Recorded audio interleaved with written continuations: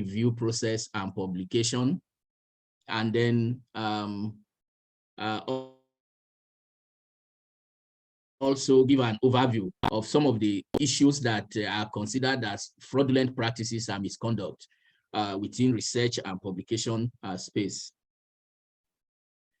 I think one of the things that has happened is that as medical people, we're actually in a privileged position to carry out research, especially clinical research, because this involves the lives of others, and it looks like we are to some extent in control of life and death of patients. And we also have the privilege of having access to really very confidential information about patients. And again, to some extent, as medical people, we also seem to have some assumed immunity from accountability, because the public has such a high regard for medicine and science. But these are privileges that we should not abuse. And I will just highlight what, because of these perceived privileges, some of the things that has happened over the decades, and that's what really brought ethical considerations into question, is that people were engaging in unethical researches, and the World War II, the Second World War, actually really brought out the worst in medicine, because medical doctors were conducting unethical experiments on humans in the name of science, and this resulted in harm and even death in many cases. And even more recently, we know the things that has happened within the pharmaceutical industries in terms of conduct of clinical trials without safeguarding patients' care, and then also ensuring that published research findings are objective. And I think from history, there are so many examples really throughout history about how research has caused harm.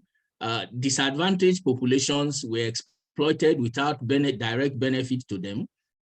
People were experimenting on people without their knowledge. Dangerous research were carried out, and there was a lot of violation of privacy of individuals, all in the name of doing research, and because the public had so much trust in us. And what this did was it created a public outrage over research abuses. And this is some of the things that led to government involvement and regulation of research. Previously, this was not so. The medical community was left to do their own things on their own. And just to give an example of some of the things that have happened, we all know during the Second World War, the kind of experiments that the Nazi Germany was doing on individuals. We also know what the Willowbrook School for Mentally Retarded Children, this was in New York, and not terribly long ago, up to 1971. They were conducting all kinds of unethical researches on mentally retarded children. And we, especially in the US, all kinds of things have happened. And we know what happened with the experiments that were performed on syphilis-infected African Americans in the US, the Tuskegee experiment. And this was a government funded research as late not too long ago, up to 1972. People with syphilis were not given, some were not given treatment because they wanted to see the natural history of syphilis. And they knew fully well that these people were going to die or develop lifelong disabilities. So these were all very unethical. And even coming closer home, we know what happened with Pfizer in what they did in Kano State. And at the end of the day, we know that they actually were penalized for it.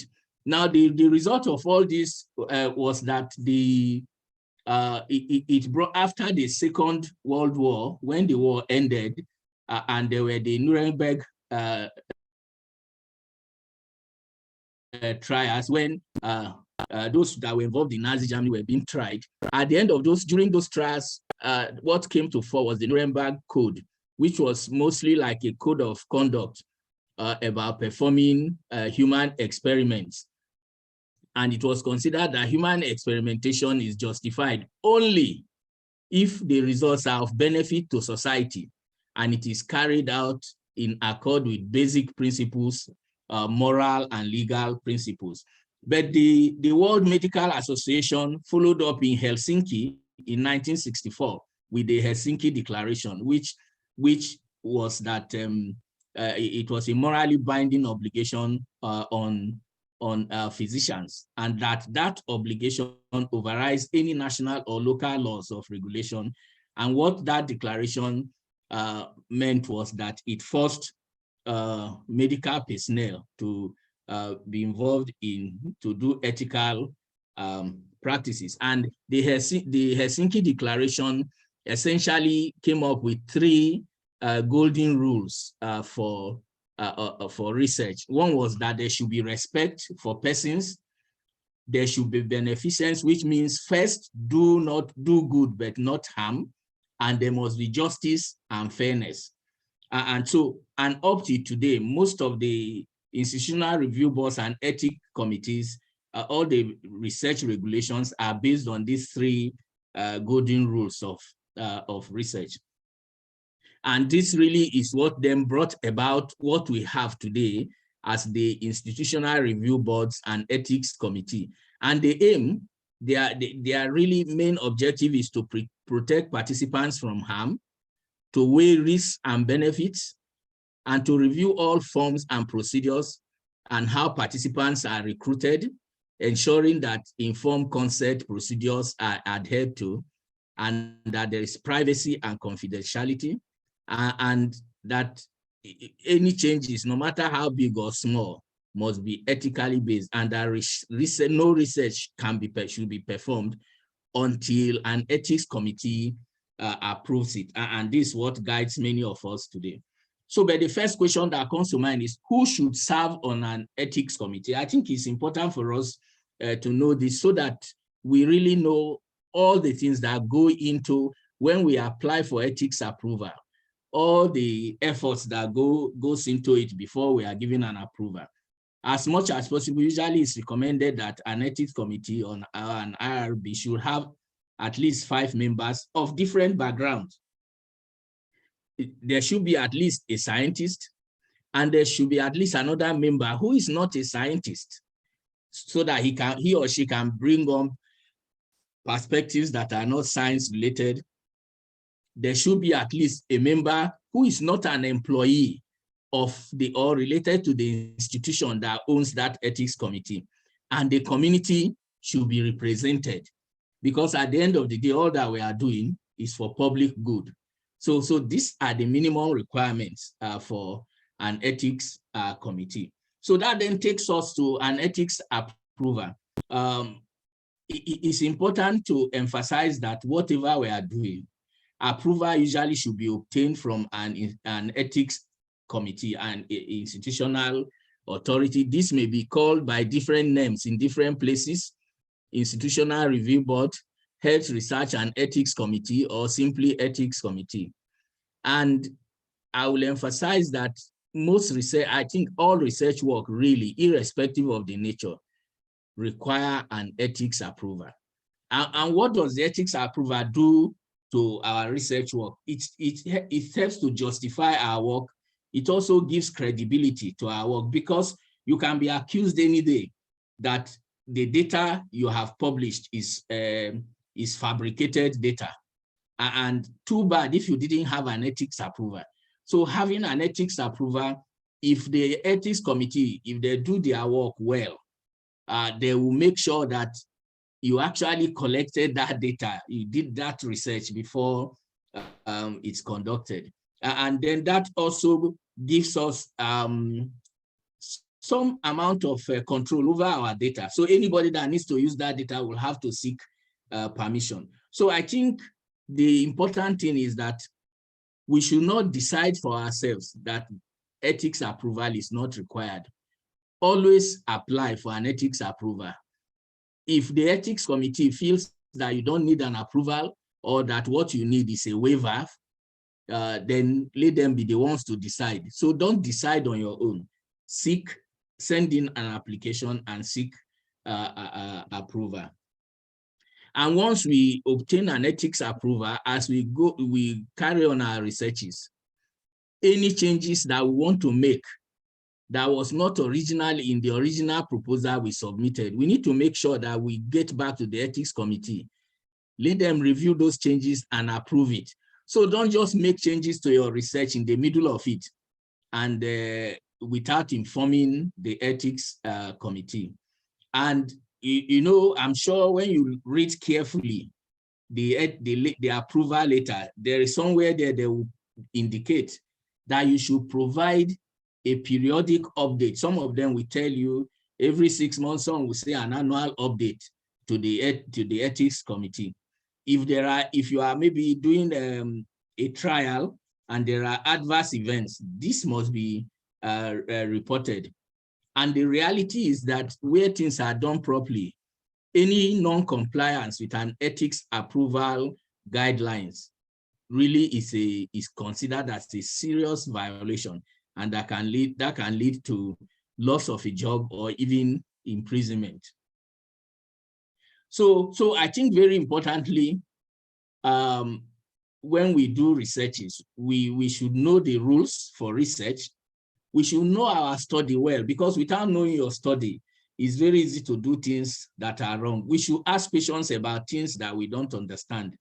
And we should bring up issues with our team if we think that something about the research is not right. So assuming you are, maybe you are a junior member of a research team, and then the research is going on, and you notice that maybe the research was meant to, maybe you are working on newborns and you are supposed to take 0.5 mils of blood sample.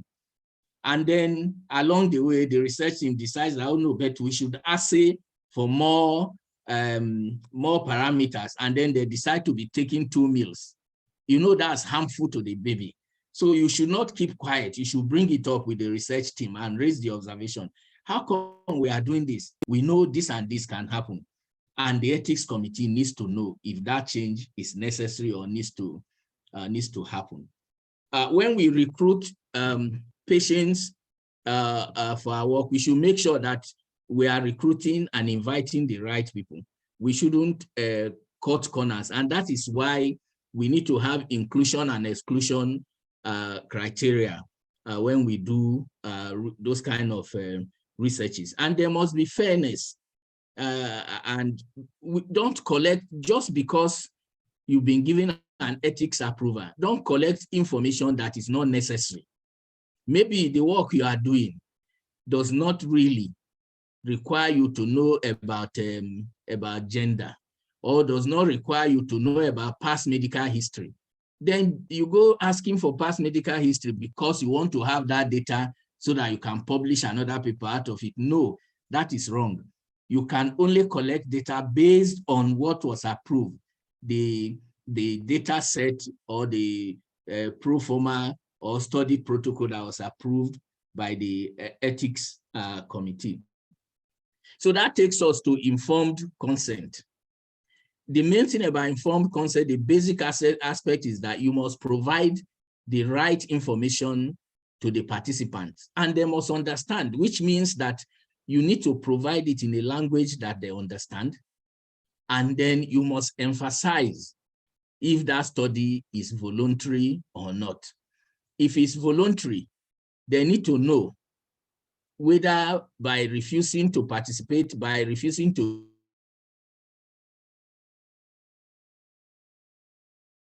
all this must be carefully documented as part of the study protocol. So what are some of the key elements of an informed consent?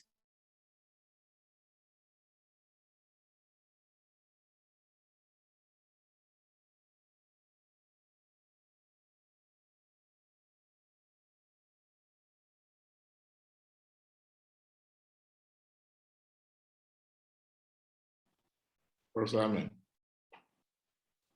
maybe I think it's network.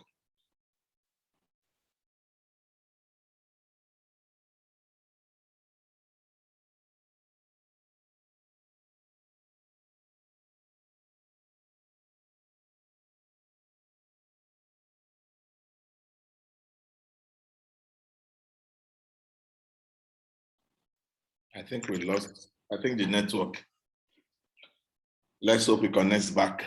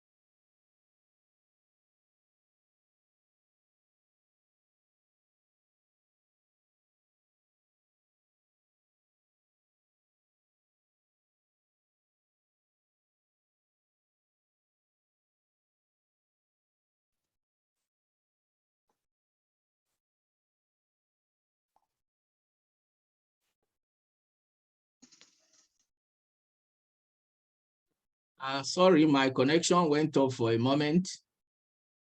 Can you hear me? Yes, we are hearing you now.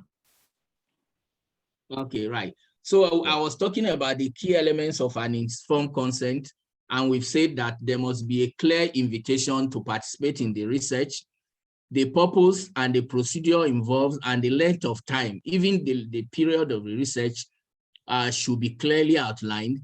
If there are any known risks and benefits, the participants must know, and they must know that their information will be kept confidential. It should be clearly indicated in writing and then verbally who to contact when there are questions, if they have any questions, and they should be free to contact that number or email at any time, and participation should be clearly indicated that this should be voluntary. There are some special situations, there are special populations where the informed consent process needs to be slightly modified. Prisoners, prisoners, they've lost their freedom. So even if you obtain consent from them, you still need a legal consent from, you need consent from a legal authority and also from the authority that are in charge of prisoners. So don't, because they are prisoners, just go and do things on them. You must really obtain consent from them and also consent from those taking care of them. Children, again, if you are doing things on children, once they are up to more than 5 years old, in addition to taking consent from their parents and caregivers, you must obtain assent from them. You need to explain to them in a language, in the kind of terminology and language they can understand. Consent from those who are mentally or physically ill needs to be modified because they may not have the capacity to make informed decisions. So their caregivers may need to be involved, and you may also need to obtain authorization from a legal, from a court to make sure that these are all. The fact that you have an ethics approval doesn't mean that you don't need informed consent.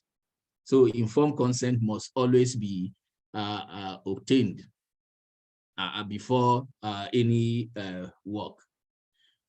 Right. So the consent form really should be a written document. It should actually provide a paragraph summarizing the research. And sometimes, if it's a large research work, you may actually need to create a small handbook that details everything that will be given to everybody that will be involved in the research, and also should explain clearly their rights in a language they can understand. Remember that the informed consent form should also be approved by the Institutional Review Board or Ethics Committee. So these are some of the key things about an ethics, consent form. It should be clear. It should be written at an appropriate reading level, because if you are dealing with those who are maybe their level of education is primary education, you should write it in a way that they should understand. Provide translations. If there are multiple languages around that area, you should provide translations in some of the key languages, and participants must be clearly encouraged to ask questions whenever they have any questions. I still emphasize the fact that most researches should be voluntary, and this should be clearly explained. There should in no way be any form of pressure or coercion or threats to the participants. So there are some things that we must do when we are creating informed consent. We should use the required forms. So don't just scribble anything on a sheet of paper and ask the participants to sign. We must store the consent forms safely in a place that it can easily be retrieved, but again, it is safe from destruction or damage. We must keep track of what is happening, and we should pay attention to codes and numbers. If there's anything we don't understand as a member of the research team about the consent process, we should ask. There are some things that we should not do when we create consent forms. We should not write on a form that are supposed to be actually be filled by participants themselves. We shouldn't write anything on it. We should not gauge what a participant's answer will be to a question. We should actually ask them and tell us. Let's not just assume, oh, okay, I know this patient, I've been treating him for a long time. Oh no, he is going to agree to be part of this research work. We shouldn't assume that. We shouldn't rush participants through the consent process. They should take their time. We shouldn't skip any form. And the main thing is that we should make sure that we do everything properly. What are the things that can go wrong in researches? We may be causing social harm. For example, if you are dealing with those who are HIV positive, you are doing some studies in them, and you are not confident, you don't safeguard confidentiality, then you may be exposing them to stigmatization. We may be causing economic harm because, for instance, we are doing a study, and because we obtained information maybe about lifestyles of individuals, you find that the patient is an alcoholic, and we don't safeguard that information, and the employer knows, that may result in them losing their employment, and we may also cause legal harm. Remember that the information we obtain during research should not be used in any way to create problems for the individual. It's our responsibility to safeguard all that. Because of all this, especially because of privacy and confidentiality, in the US, there's what they call the HIPAA privacy rule, that is Healthcare Insurance and Portability and Accountability Act. It started in 1996. And what it does is that once anybody that needs to do any work in the hospital setup, even if you go now and you are visiting a hospital as an observer or a visitor for even for 2 or 3 days, provided you are going to either listen, hear patients talk, or have some access to patients' records, they are going to ask you, they will give you a handbook that you will read, and then you will answer some questions, and you will sign to make sure that you are going to adhere to this HIPAA privacy rule. Unfortunately, we don't have that in our setting, but it's something that is important that we should have. So that's about doing research and ethics. Now, we want to talk about ethical issues in publishing. I think one of the things that is important about writing and publishing is that it's a highly intellectual activity. and it must be guided by principle and ethics, otherwise things will go wrong. And the reality is the responsibility of the scientific community to make sure that we maintain ethical control from inside. Otherwise, regulations would then be imposed on us by governments. And that is why you see there's so much about talk about ethics in writing and publishing. And there are ethical responsibilities for all the groups that are involved in writing and publishing. The author has ethical responsibilities, the reviewers, the editors, the publishers, and even those that are funding researches that will be published in these journals. So for the author, and that affects many of us, what are the ethical responsibilities of an author? Confidentiality is one of them. And confidentiality means that you are not expected to be disclosing communications between you and a journal, discussing it with others. No, it is between you and the journal. Originality of your work is crucial. Disclosures means that if there are anything you need to disclose, conflict of interest, we'll say a little bit about that shortly. Copyright assignment, most journals will say that you sign copyright transfer to them because they are the one publishing it. There's a lot of legal responsibility to them. And it's our responsibility as authors to honor that. There are a few journals that actually by their policy, there's what we call Creative Commons Act or regulation. So those journals adhere to it, and when you publish in them, they tell you that the copyright belongs to you. Permissions to reuse other published material as authors. If we are using any material that has been published, pictures, tables, figures, even if they are publicly available on the internet, we must obtain permission and reference those sites unless the owners of that material explicitly put it there that the permission is granted, that you don't need to write. You may be bound to share data, especially if you have a grant. There are some funding agencies, for instance, the NIH in the US, if they give you a research grant, you are expected to share data, or the entire data from your research work. They will actually ask you to place it on a secured part of their website. We are bound to register if we do clinical trials or systematic reviews or meta-analysis, where it is our responsibility as authors to register them in the appropriate databases.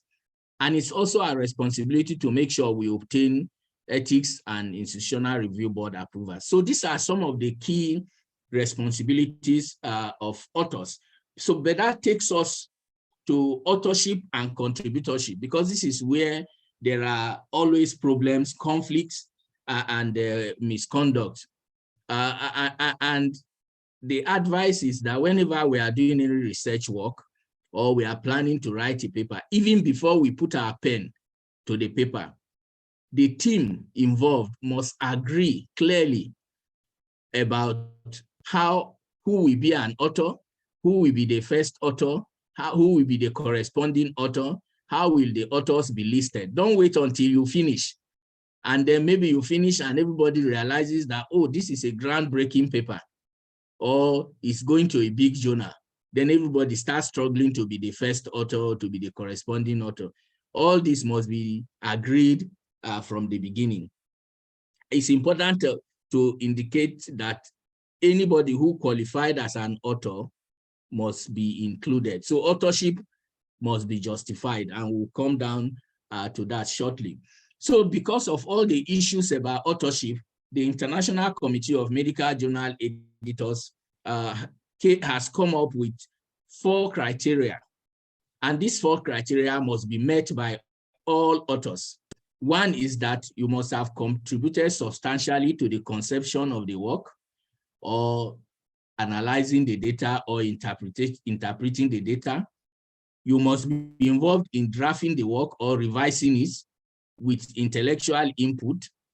And you must be involved in giving final approval to say that, okay, this is well written, we can now send it for publication. And you must be willing to be accountable for all aspects of the work, so that when problems arise, you cannot come out and say that, no, I wasn't part of writing the discussion section. So you must agree, and every author must meet all these 4 criteria in order to qualify as an author. Because there are so many authorship problems, there are different types of authorship that are discouraged. There's what we call guest authorship. This means that maybe you know somebody who is respectable and senior, and you write a paper and you feel that by including that person, your paper stands a higher chance of getting accepted. So that's wrong, but that's guest authorship. There's what we call honorary or gift authorship. This is when somebody feels that because he's the head of department or is a senior person, he should be an author on the manuscript, even though he didn't meet any of those 4 criteria that we talk about. There's what we call ghost authorship. This is a situation where somebody contributes significantly to a manuscript, yet he doesn't want to be listed as an author. This happens a lot with the pharmaceutical industry. Some of the big pharmaceutical companies, they have what we call professional writers. That's their only job. So when they fund you to do a research work, they use those professional writers to help you write a good manuscript. And those writers are not listed as an author, as authors. That is wrong. We shouldn't do that. There's what we call authorship for sale. So you write a paper and you know that there's a colleague who is looking for papers for promotion. So you meet him and you tell him, oh, look, this paper is here. If you want to be part of it, pay 50,000 naira. I put your name and you get your promotion.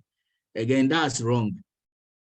There are people that write some things. You know, in newspapers, sometimes you see an article and they will say anonymous. That is not acceptable in scientific writing and publishing. You must, because there must be transparency. So you must use your real name. Of recent, there's group authorship. This is when a large multi-center study happens, and you may even have up to 500 authors. Now, the group must agree either for a core group to be listed by name, and then the remaining are listed just as members of the group, but they are PubMed citable.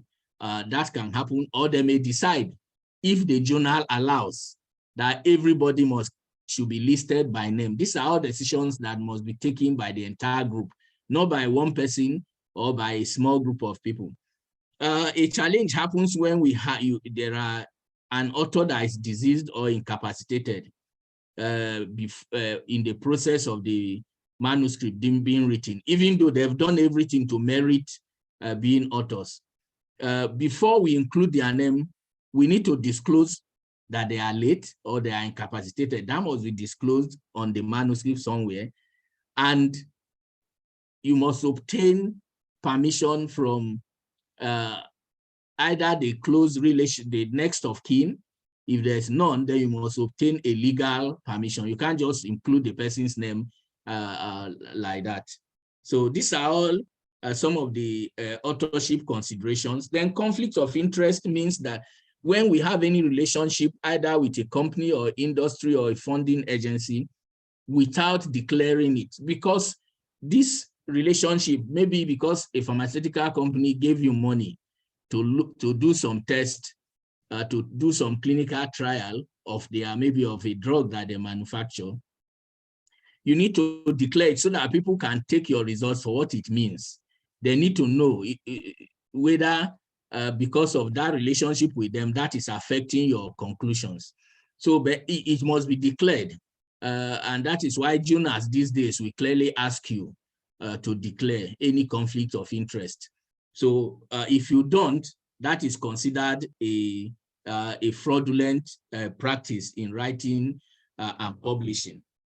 And there are other fraudulent practices that we need to know about. Data fabrication.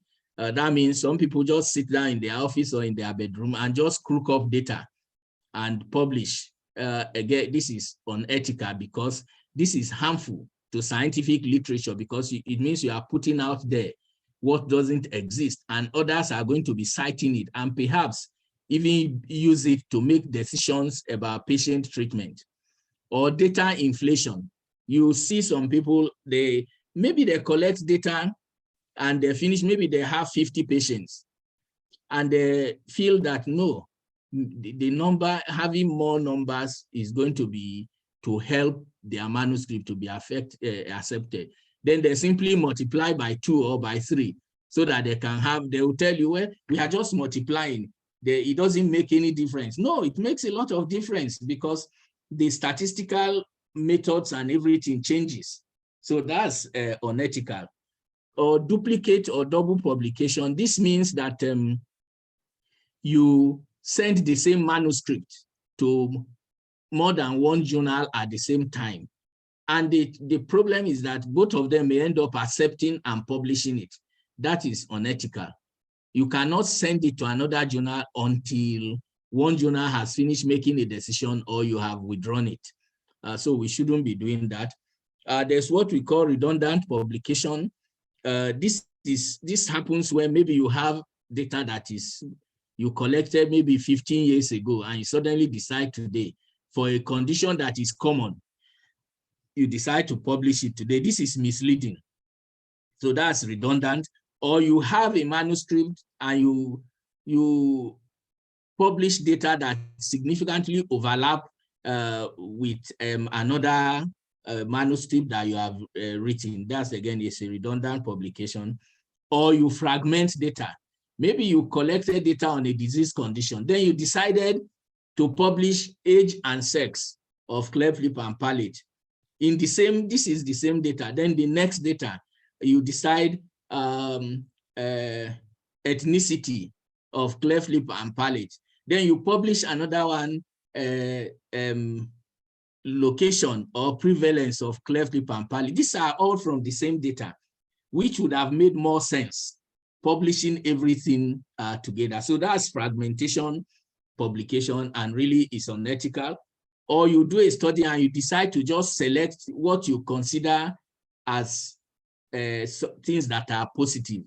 You leave out negative aspects. That's selective and it's unethical because those negative aspects, people may actually learn from it. If you fail to declare conflict of interest, that's unethical. If you deliberately exclude somebody who should be an author, or you gift somebody an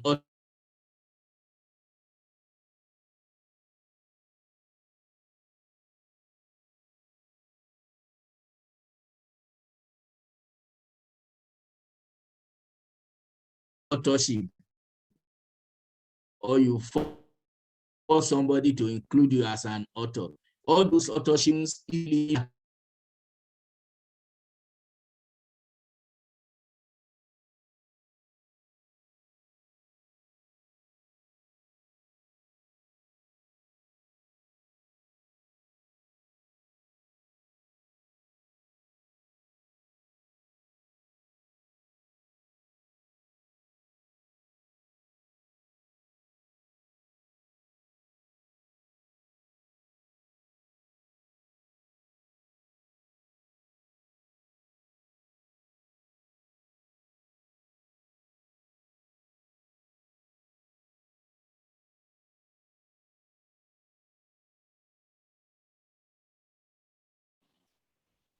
Let us exercise patience. I think his network is very bad. And that's Lagos.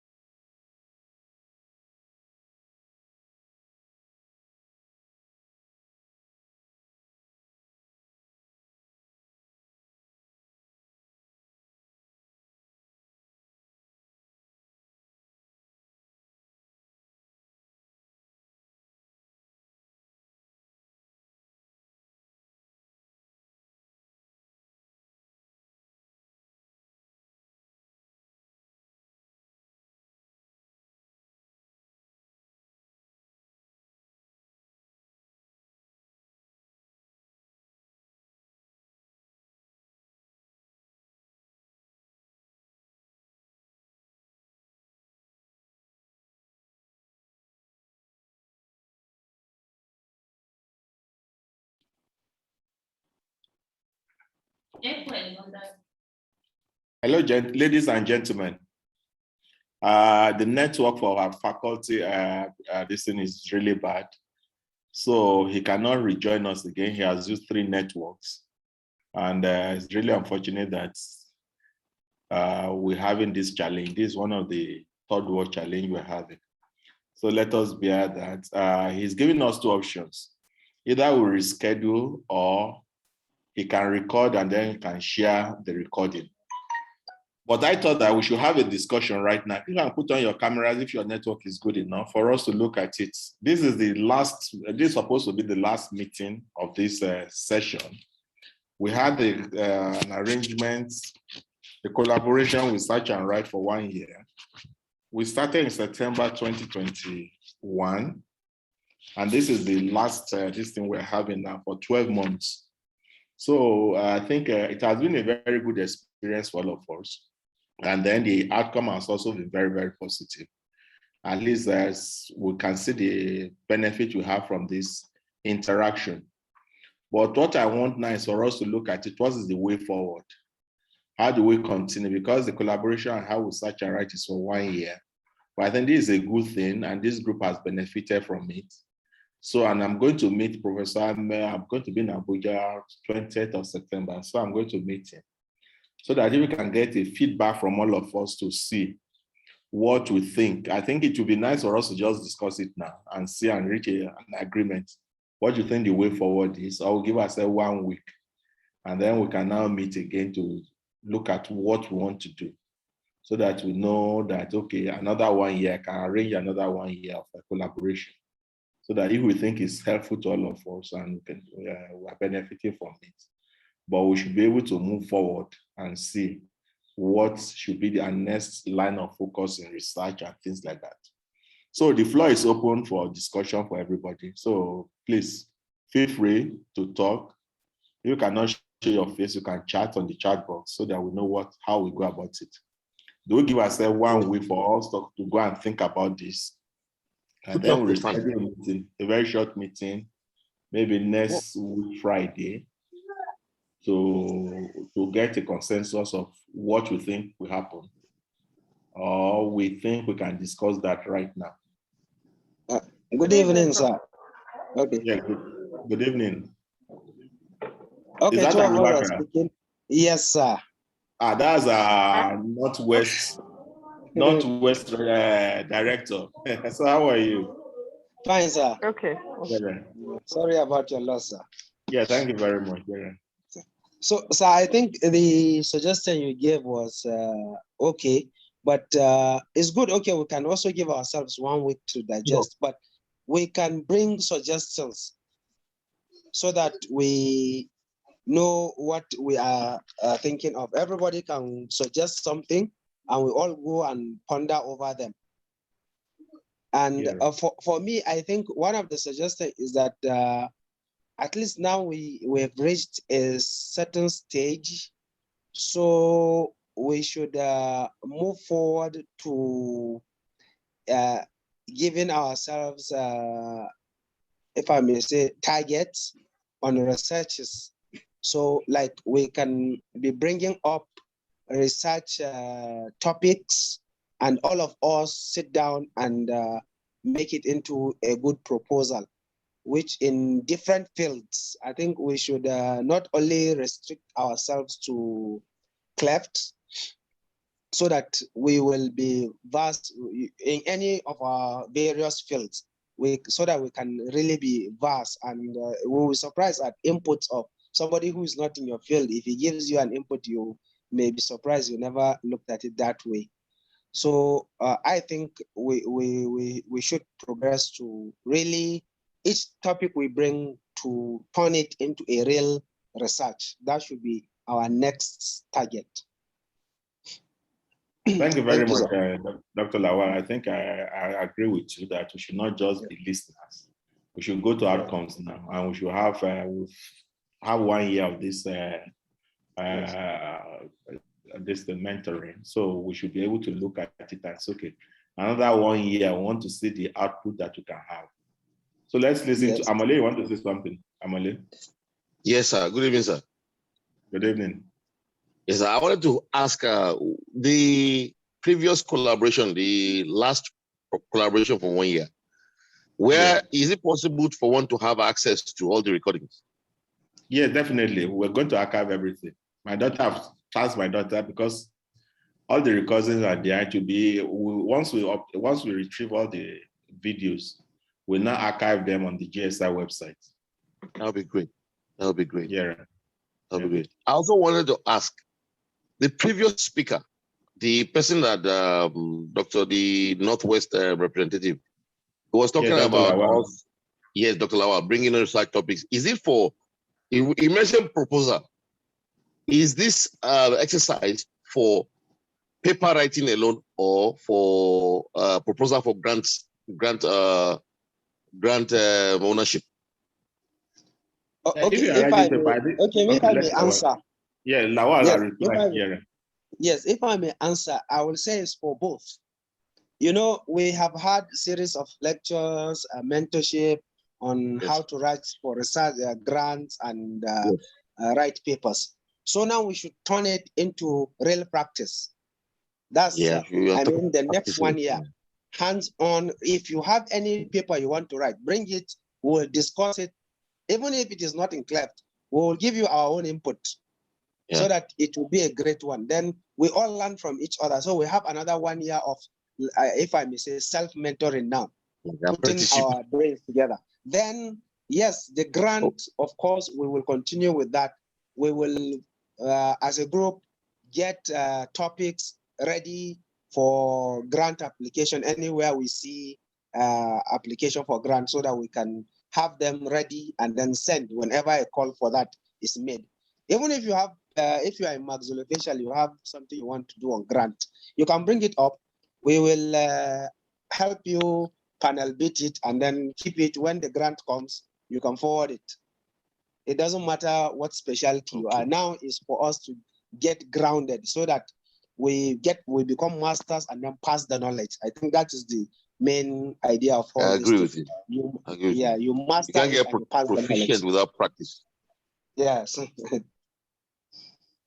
Thank you. Yes. A lady in the house, Dr. Patience. Good evening, sir. Good evening, everyone. Can you hear me? Loud and clear. Yes, we can. Okay, no, initially when I want to talk, before Dr. Lawal spoke, I completely agree. So there's nothing new I'm going to say. This has been absolutely, there's a whole season has been absolutely beneficial in terms of feedback. So even if there are those of us that have been writing before and all that, you know, this kind of cleared some cobwebs in our brains concerning things to do with research, publication, grant writing, and all that. So as for being beneficial, it has been absolutely beneficial. But moving forward, I think we really, I think we should maintain the collaboration and possibly, of course, move to a higher level. As we've talked about outcomes, I think we have to now settle down and decide how we want the next one to be. That I don't think that discussion can go on now, you know. I think we have to decide how we want to make it the next 1 year of this collaboration progress. There has to be a lot of thought put into it. So your suggestion of some time before, it may not be 1 week, or you know, some time to think through things before putting something down would be fine.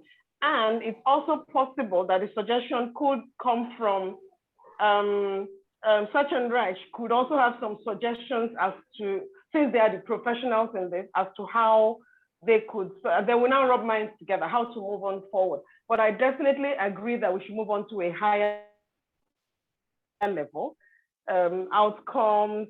Even if other non-cleft studies are not yet in, we have to solidify the one we are in, the ones we have been part of, the ones we have been doing. You do it well, then you bring in other things. Our researches and outputs could go into much, you know, go to much higher degrees. and since we're just doing, for now, we're doing mostly all our topics, our proposals and things have all been cleft related. We need to solidify, then move ahead, so that by the time you are doing any other thing, you're already well grounded. That's my take on it. Thank you, sir. Thank you very much. Dr. Ajia was raising up his hand, but it seems as if he's out of the meeting. So if he rejoins us, we can have the floor. Any other comments? Dr. Jaji, let's hear from residents also.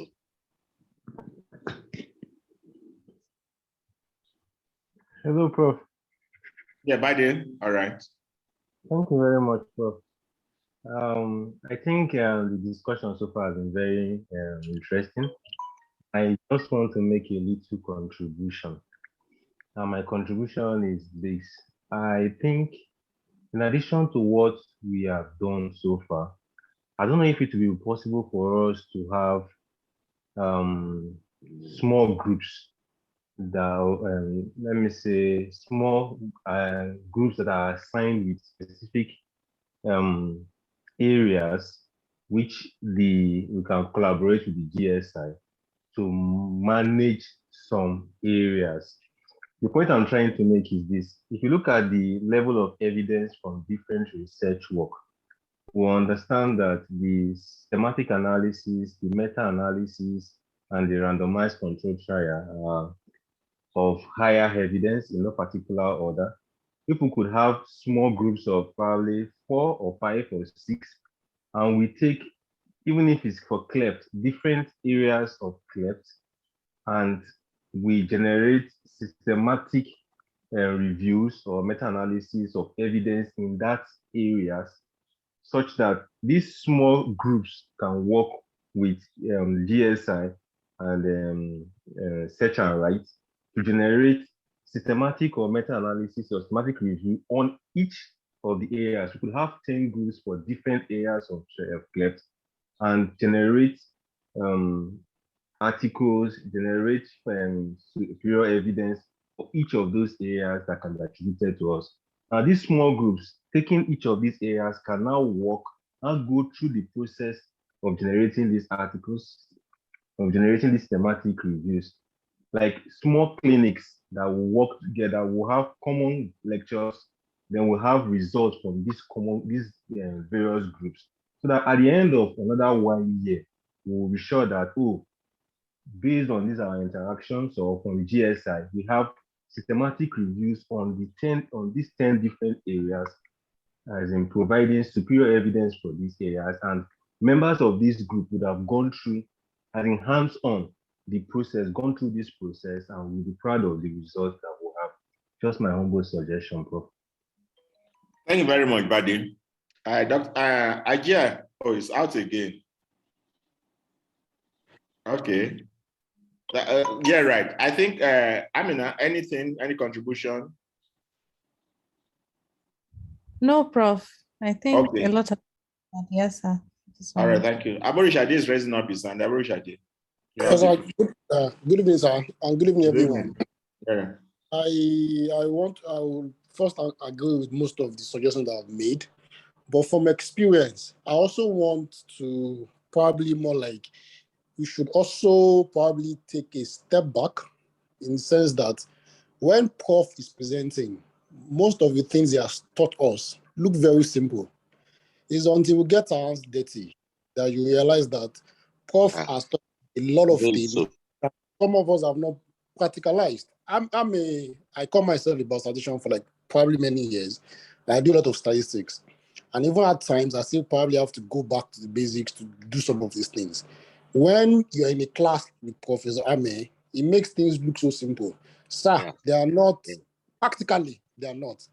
Especially for most of the residents that are with us, that are still probably doing their part 2, being in this gathering and still giving a citation your part 2 thesis will not speak so well of what Osama has taught us. So, sir, I think we need to get our hands dirty. By dirty, I mean individuals, whether, as Dr. Badi said, systematic reviews and meta-analysis is advanced. I want to appeal that we don't jump to that yet.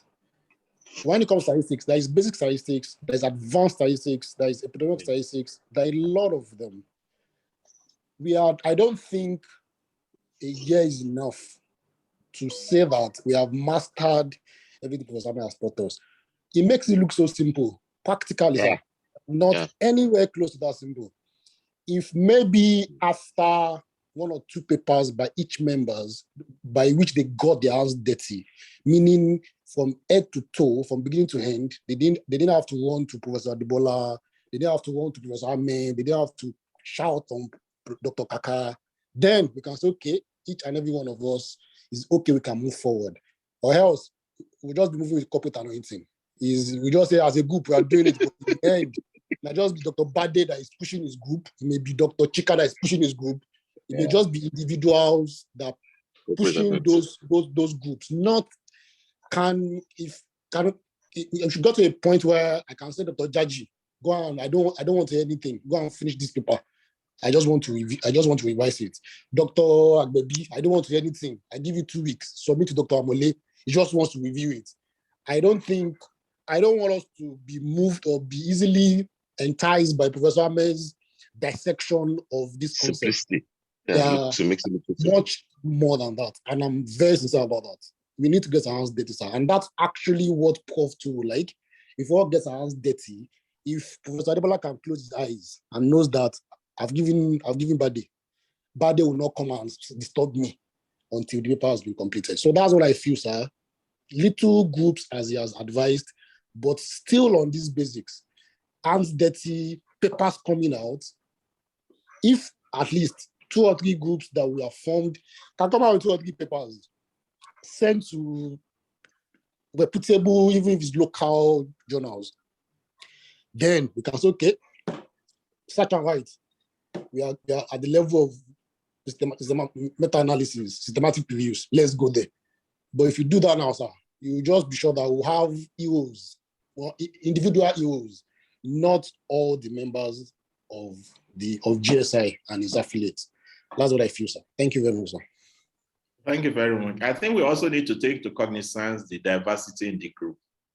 And then we can stratify ourselves. We know we have residents, we have junior academics, and we have senior academics. Understand my point? And for us to have the best benefit, I think we should be able to look at these layers, the stratifications we have, and see how we can address to enhance each of these different groups. Because what a resident will benefit from, an associate professor will not benefit from it. You understand my point? And everybody must have a benefit from this group for his own progression also. So we should look at it, also take into cognizance the diversity in the membership of this group, so that we can look at it in different layers. You understand my point? That Jaji will not start a systematic analysis right now. But Amale, as an associate professor, a systematic analysis or a meta-analysis should not be something. He should be able to say, okay, I've done 1 or 2. You understand my point? So those are things we should look at, really, to challenge ourselves and move to the next level, so that we are not just doing the hard thing that, okay, we are just grouping ourselves together as one homogeneous group. We need to understand the differences in the composition of this group, so that we look at it, so that I can do things that can enhance our own future development also. So I think those are things we need to look at. I think Jaji, Ajia, sorry, not Jaji. Ajia, you are back. But sir, yes, all sir. right, you'll be raising your hand. Anytime I wanted to call you, you are out of the meeting. Yes, my network has been fluctuating, sir. Yeah, right, that's okay. Yeah, yes, sir. I think one area that we need to look at is the area of statistics. I think we have gone through basic research methodology in different aspects, including meta-analysis and systematic reviews, as has been mentioned. However, one area that we have not talked much about is statistics, even though it is advised that for grants and other researches, you employ a statistician to do the job. But I think it's still a good idea if we have at least a good knowledge of basic statistics, at least the popular softwares that are used like Stata or SPSS. So in as much as we look into consolidating our gains in areas of meta-analysis and systematic reviews, I think we should also dedicate some part of it to appreciating statistics as well. That's my own opinion, sir. Thank you very much. I think what we'll do, we'll give ourselves 2 weeks so that we'll meet again on the 16th. And then we can now summarize all our views. And then we'll have a way forward. When I have a discussion with Search and Write, I can now see. So I think you can talk with each other. And then by the time we meet on Friday, do we meet the same time, 9 p.m. in 2 weeks' time? It's convenient. Yes, it's 9 p.m. 9 p.m. is good, sir. Okay. So we schedule a meeting for the 16th of September for us to summarize the way forward, so that you can now have a way forward and look at what you want to do. All right? Is that okay? Thank you very much, sir. Yes, sir. That's Yes, okay, sir. All right. Yes, bro. Thank you, everybody. So Right. I Thank you. will schedule a meeting for the 16th of September, 9 p.m. for summary Okay. of the Okay, way sir. forward. Thank you very much. All right. Thank you, Good sir. night. All right. Thank you, sir. Good night, sir. Thank you, sir. Good night. Good night, everyone. Good night.